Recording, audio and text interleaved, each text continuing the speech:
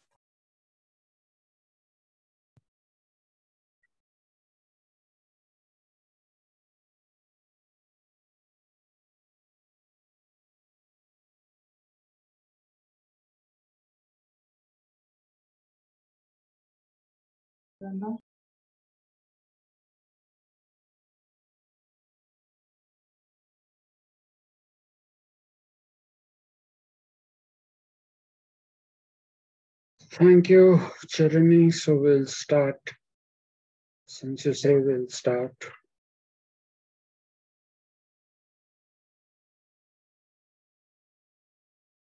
Uh,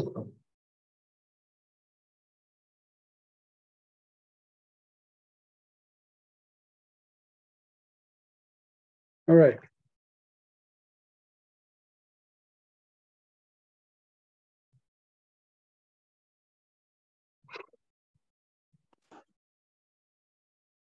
Let us stick to that thing that I told you rather than teach the syllabus in its entirety now.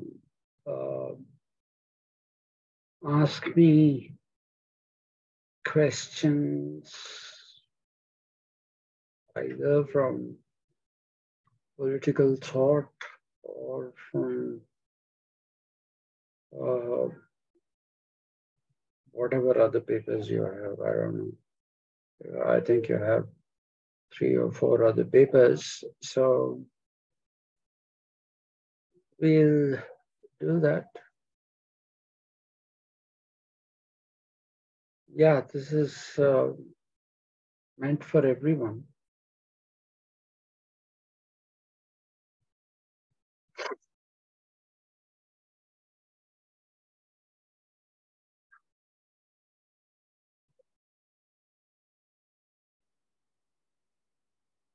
Nobody has any questions?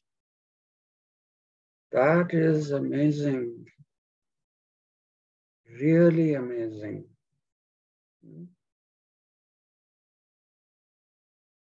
So you are understanding everything that is being taught to you fully.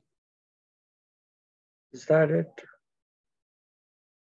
In which case, I'm redundant.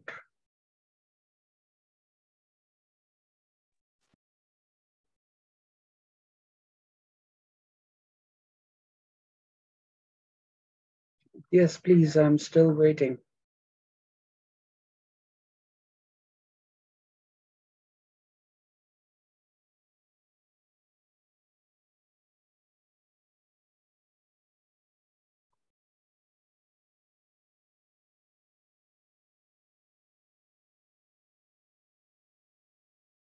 So, Charini, till where did you complete your syllabus?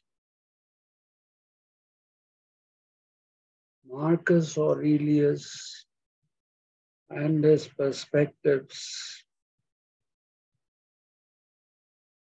Well, strictly speaking, there is no great perspective in Marcus Aurelius. The importance that we attribute to Marcus Aurelius might come out of the fact that he was the co-emperor of the Roman Empire. Post Julius Caesar, there used to be only one emperor. But that thing changes with Marcus Aurelius. Now, Marcus Aurelius basically believed in the idea of live and let live, which was not what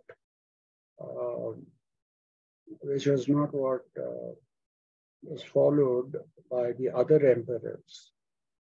Now, if you want a bit of biographical details, the biographical details are the other emperor who was actually in the seat of the emperor was I've forgotten his first name. Pius, Pius is the second name, but what is the first name? Caesar Pius. Caesar some Pius. Please remember that at that particular time, Caesar was not a designation. Caesar was not a designation. It was a name that quite a few Romans had. So similarly, Julius Caesar was his name. So some people used it like Julius Caesar did, which is after the first name, and then there were others like what do you say, like Caesar, Caesar Aurelius Pius. That is his full name. So what happened is that the Roman emperor, who was already sitting in the chair of the emperor called himself Marcus Pius, which is a strange thing. I don't know why he called himself Marcus, because in his name there is no Marcus. The Romans were strange people.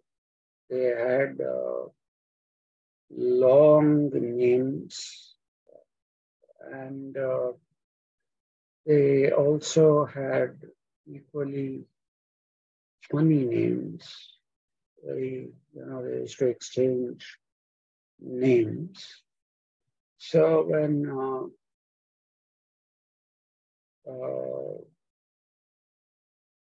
Caesar Pius's father, I forget his name, please excuse me for that, when he decided to adopt Marcus Aurelius, he gave him this name, which was already there with the elder son. The only difference was that he didn't attach Caesar to that. So and since in everyday usage, Caesar Marcus Aurelius Pius didn't use Aurelius. Marcus Aurelius decided to change, to become Marcus Aurelius rather than use the family name, which was Pius. Pius is Pius, not Pious. Okay, so he changed his name to Marcus Aurelius. Now, one of the big differences between Marcus Aurelius and all the other Roman emperors is that Marcus Aurelius was perhaps the only Roman emperor who actually wrote down his beliefs, wrote down his, wrote down his experiences while sharing the throne with the elder Pius. While sharing the throne, he observed how the Roman administrative system was working, and he actually wrote a treatise much later on in which he expresses disappointment with the way in which Roman rulers kind of treated the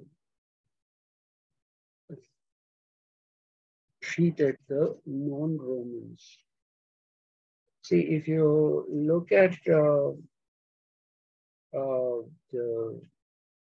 history of the Roman Empire, once it becomes an empire, all attempts at writing were not philosophical. There were very few philosophical works. It would be like somebody like Cicero, whose primary preoccupation was with jurisprudence. Jurisprudence here should be understood as, jurisprudence should be understood here as codification of laws. Now, codification of laws in itself is not a very important thing. It is important. I told you the other day that I will tell you that Aristotle wrote some 159 constitutions, and it is from his readings of the 159 constitutions that he talked about the best possible state which he called polity. Now, if you look at any of the Greek provinces, none of them had constitutions.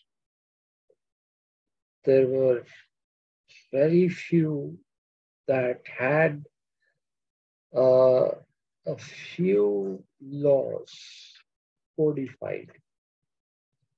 Till then, it was left up to the magistrates to decide if something was legal or illegal, or something deserved punishment or it did not deserve punishment.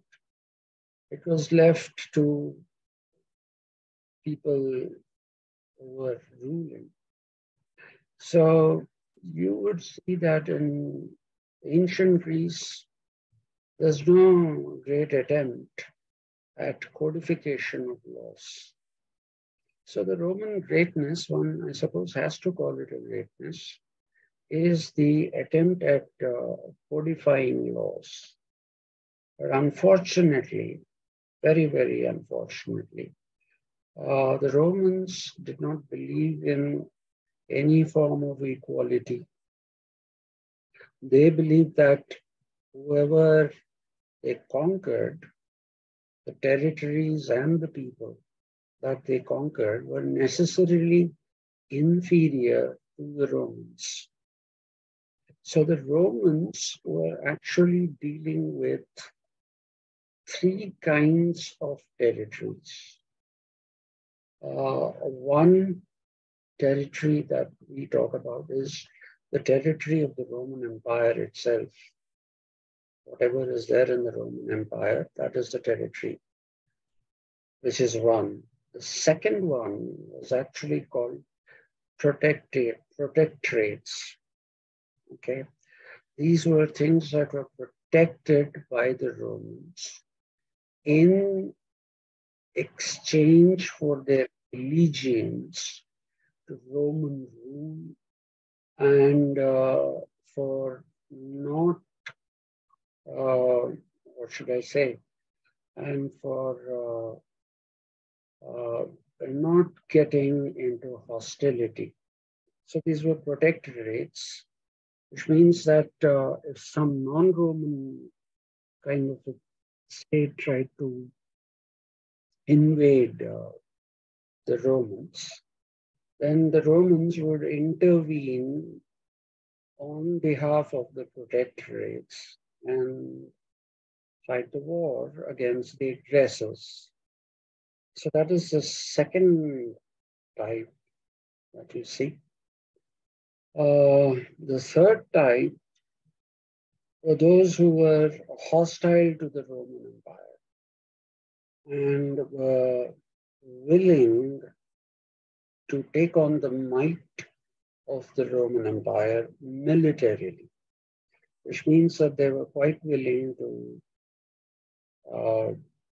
fight wars with the Romans. So this is the third category of people. And the fourth category is the people who were actually defeated, completely defeated by the Romans in their pursuit of expanding the empire. So you see, in this particular time, though Cicero, to a much lesser extent, Seneca, did write some kind of philosophical tracts. They were of no significance. They were not of any significance like Plato's writings or like Aristotle's writings. They weren't like that. Okay, so Cicero's book that I can recall immediately is Thou Shalt Be as Gods. And when he's saying thou, he's addressing the Roman people and telling them that they'll be like gods. So the precondition for being like gods is the readiness to take on other kingdoms, fight with them, and if they were ready to do that, then they were accepted.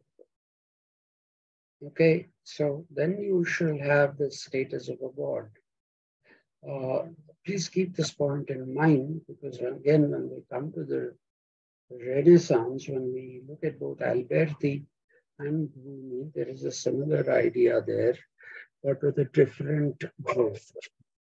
So, thou shalt be as gods is, you can be like gods, but it's not like somebody is giving a blessing and saying you shall be like a god. No. He is also asking you to contribute to the might of the Roman Empire. And if you do, you will live like a god. That is what you find in Cicero. Seneca was more of a supporter of the monarchy, didn't believe in questioning authority.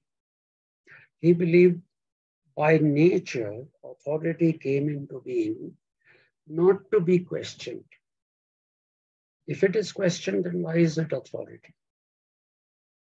If you tell me, for example, who are you to take this class? Who are you to take this class? Then you're questioning my authority. My authority here, of course, is not the kind of authority that we are talking about in the Roman period. You say, I am an authority on Western political philosophy. So it is with that kind of, when you say authority here, it is expertise.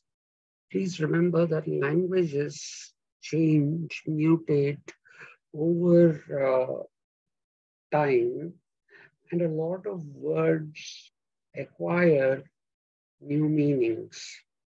A lot of words will acquire new meanings. So you see, when he is talking in terms of authority, it is not authority as we understand it. Okay, we say today, those who are authority or those who hold authority are those people who are, sanctioned by law as authorities. That's the main meaning that we have.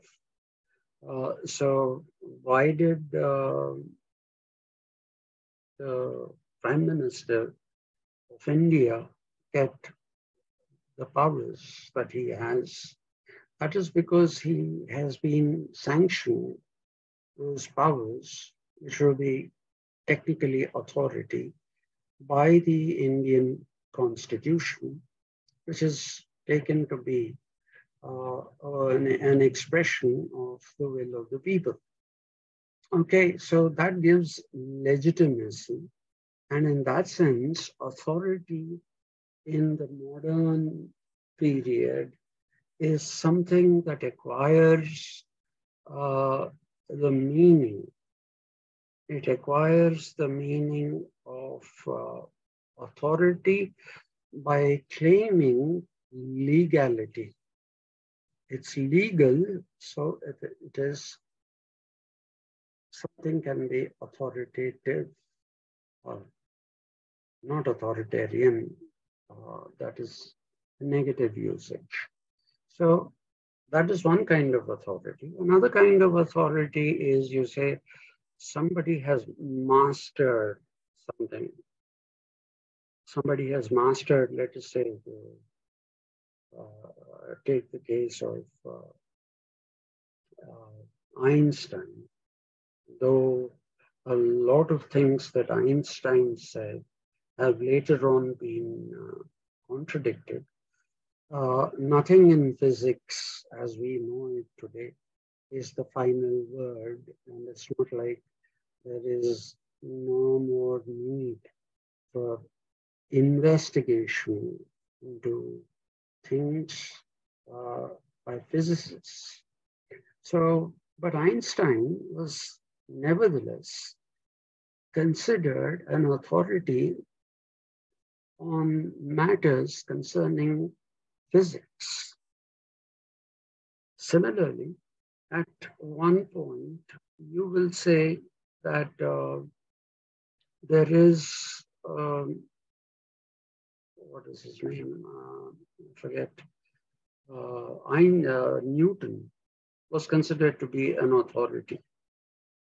Okay, so what I'm trying to tell you is that when we talk about authority in the case of the Romans, they were talking about both these meanings of authority. They believed that the Roman authority in the war fields came out of their authority on, drawing out great strategies and using those strategies to defeat the opponents. And once they did that, that was one first form of authority. Once they did that, they established themselves as the masters of those people that they conquered. That all these people that they conquered, they said these are inferior to us. They are inferior to us because they were defeated by us. By being defeated by us, they made sure that they will be, what should I say, they will be just subjects without any kinds of rights, without any kinds of privileges, without any kinds of even small benefits from the Roman administration. So it was almost as good as saying that the people that they conquered were pretty close to being slaves of the Romans. So if you look at Cicero and Seneca, most of the time, whatever they spoke about was this kind of a thing. And the other exercise that people carried out was translation of Greek classics into Latin, which was the official language of the Romans. I had given you a few examples of how in translation they changed the meanings of words and expressions. For instance, Aristotle used koinonia politicae. Koinonia is written Koinoina, koinonia actually, N-O-N-I-A, yeah, koinonia, but it's pronounced koinonia. Politicae. Now the Greeks had the polis, so they had an activity around the polis called politics.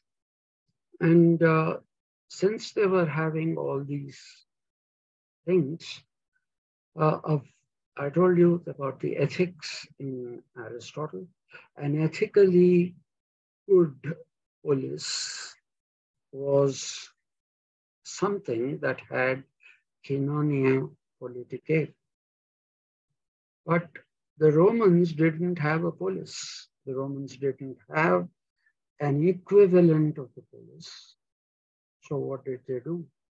They translated koinonia politicae into Societas Civilis, SOCIAETAS,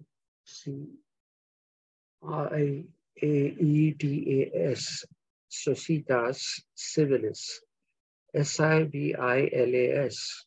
So they were basically using the Aristotelian concept of koinonia politicae, which is living a rational and enlightened life, that they were using upon themselves.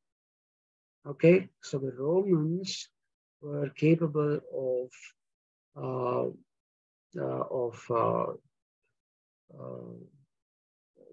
this whole idea of societas civilis, right? While the others who were defeated by them were barbarians. That's what the Romans looked at all the people who were defeated by them as nothing but barbarians.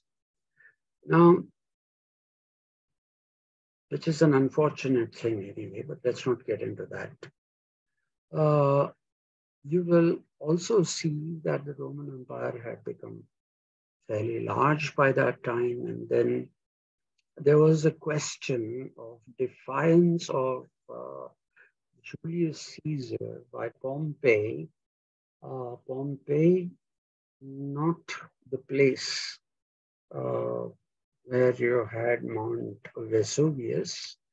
Pompey is the name of a general in the Roman army, Pompay, Pompey. Okay, that's his name. And Pompey was actually sent to the Eastern Roman Empire. I told you that the Roman Empire was so big. It was so big that they needed two capitals. One capital that they needed was in Rome, and the other one was in Constantinople. But at the time of Pompey, there was no second capital. Okay, there was no second capital. And therefore, Pompey went into Africa.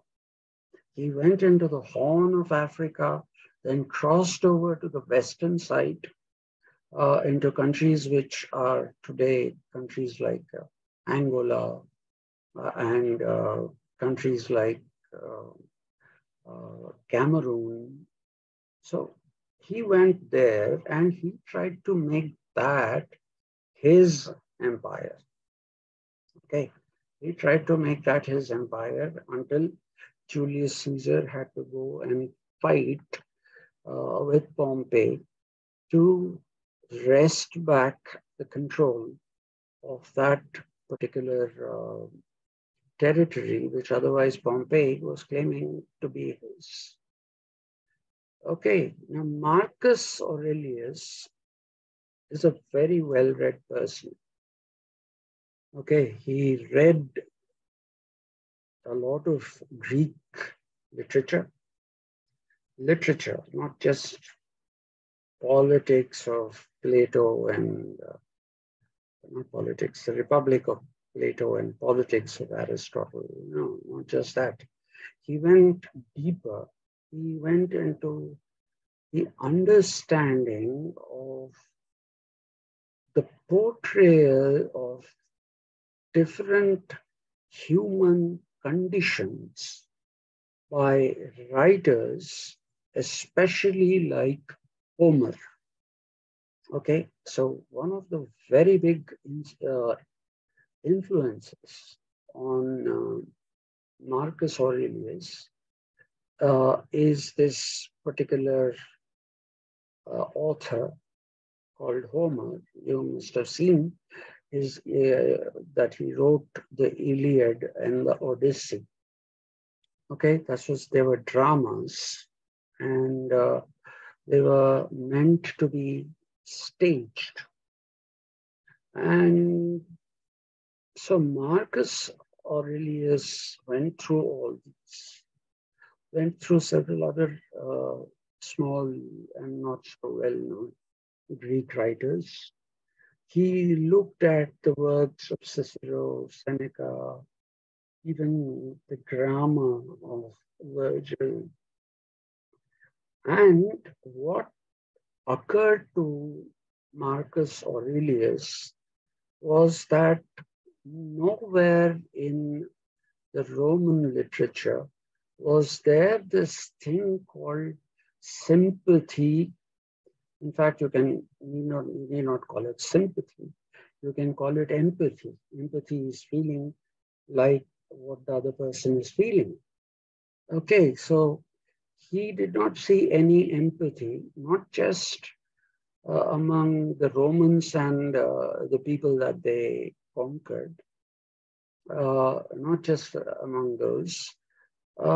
He was basically looking at empathy as something that would come in.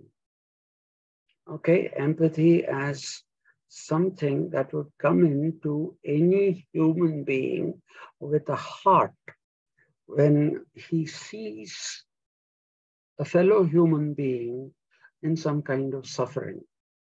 So the influence of Plato is the highest on Marcus Aurelius, because if you remember, I told you that Plato is radical for his times. Radical because there's no mention of slaves. That was a time when the institution of slavery was flourishing. Yet there is no institution of slaves in the work that Plato wrote, which is Politeia in Greek. And in his construct of the philosopher king class, there is no discrimination against women. He believed that just as men can be good rulers, provided they are enlightened, that's why the philosopher part, even women can be equally good rulers. So he believed that everybody tries to tell you that philosopher king is one person. No, it is not one person. It is basically a group of people consisting of both men and women. And he actually, you must have read it as a communism of wives. That is a wrong, terribly, terribly wrong expression. What he talks about is the fact that there should be no marriages in the philosopher king category, because if there is no marriages, and if there is free interbreeding, he thought that superior human race would emerge with time.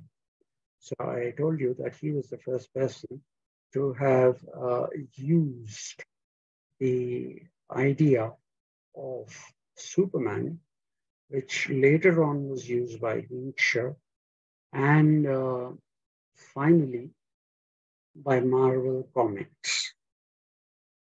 Most of us first started learning about Superman in Marvel Comics, and then we realized that this is a fictitious thing. Then those of us who had the inclination, we read Nietzsche, Thus Spake Zarathustra, and in that book, he talks about ordinary man versus Superman. And you'll also see that this is a similar usage in Plato. So Plato was extremely radical for his times. Now, the greatness of Aristotle that Marcus Aurelius found was that Aristotle and his telos, okay, which everybody questioned. How do you know there's a telos, a predetermined goal?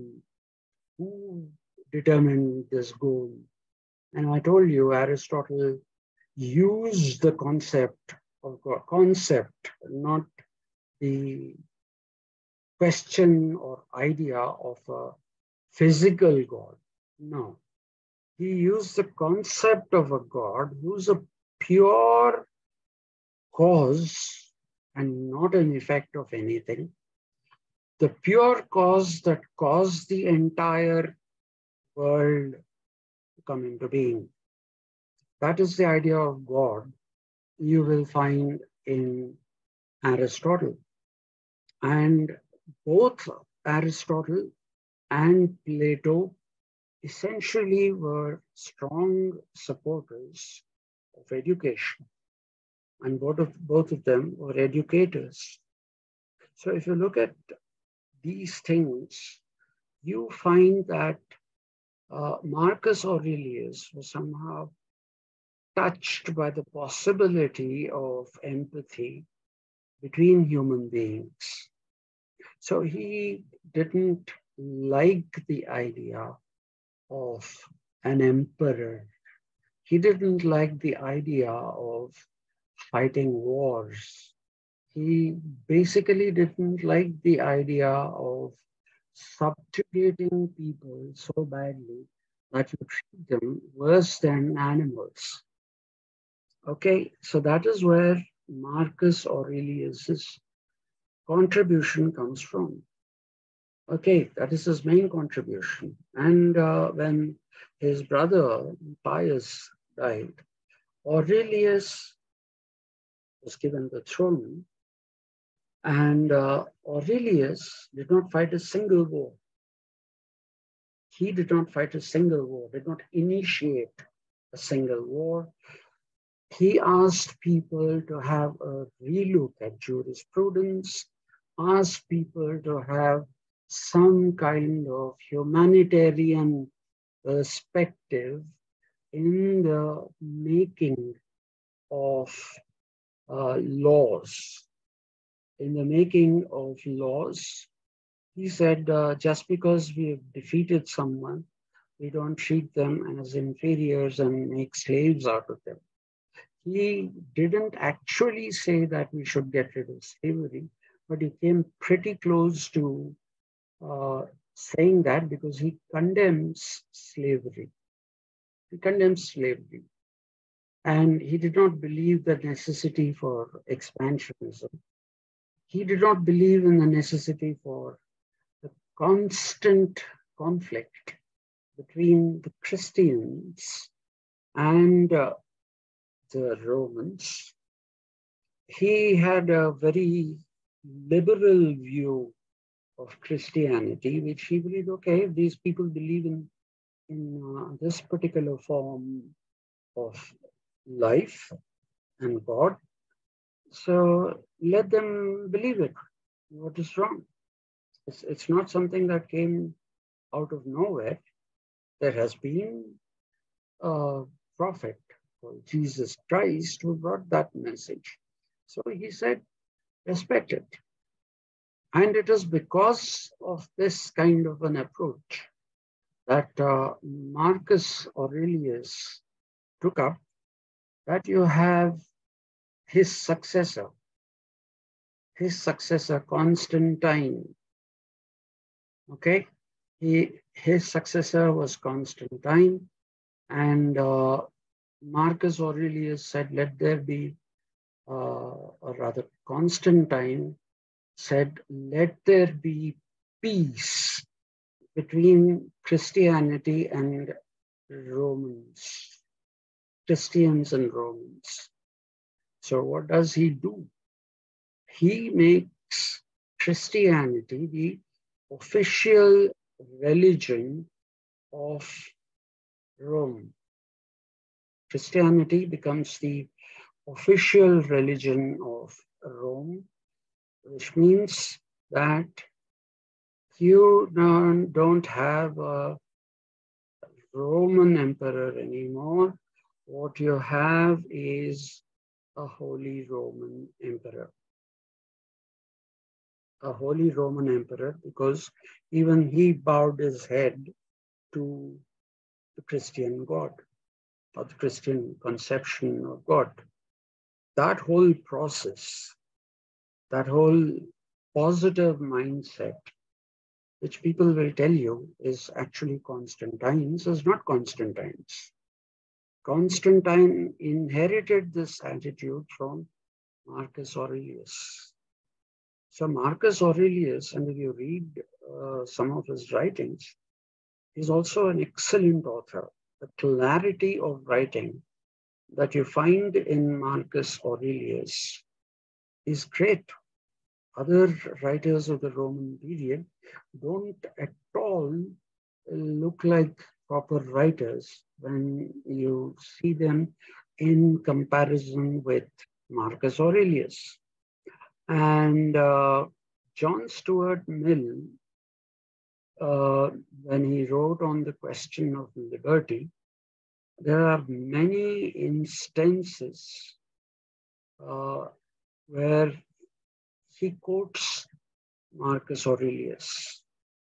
One of the heroes that Mill had was Marcus Aurelius.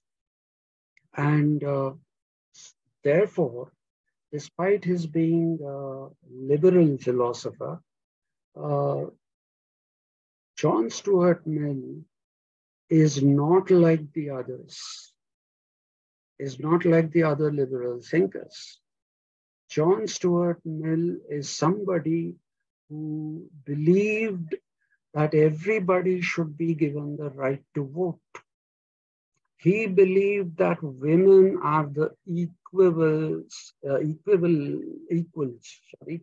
of men, and therefore he actually said you shouldn't be calling somebody a chairman. You should be calling that person a chairperson. Okay, the gender neutrality. Okay, that came to him because of the inspirations from Marcus Aurelius. He also wanted a system of election, and he wanted to enfranchise everybody in the country and not just the property. Something like what was proposed in ancient Rome by Marcus Aurelius. So Marcus Aurelius stands out from the other Roman emperors, the other Roman rulers, because of the fact that he was able to see a picture of life that the others were simply not able to see. They were only looking at a mirror and seeing their own image and believing that they are the world. But when it comes to Marcus Aurelius didn't look at his own reflection in a mirror and say that, well, this is how everybody should be. He didn't. He said, let there be different types of people and don't punish them for difference. You can punish them for insubordination, but not for difference.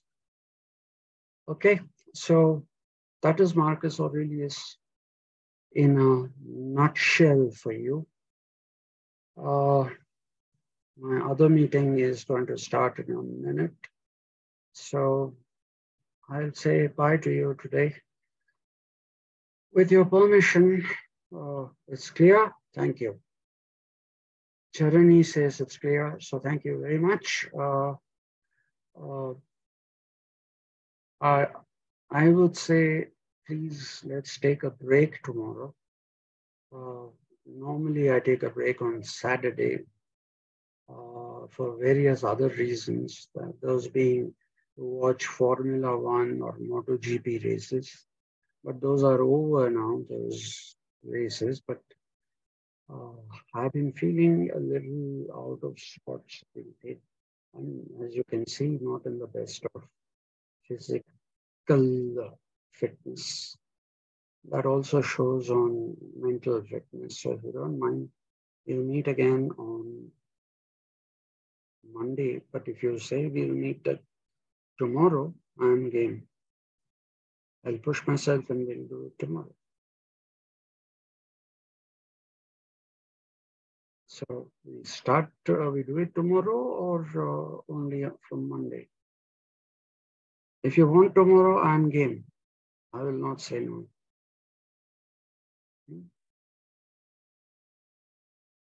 Okay, so nobody is saying yes, let's start tomorrow, which I assume is agreement that we shall not have a class tomorrow. So I'll see you on Monday. Please look at your syllabus and see what is difficult for you. Like I said, not just in political theory, but in any other paper of political science. I'll do my best to clear your doubts. So thank you very much.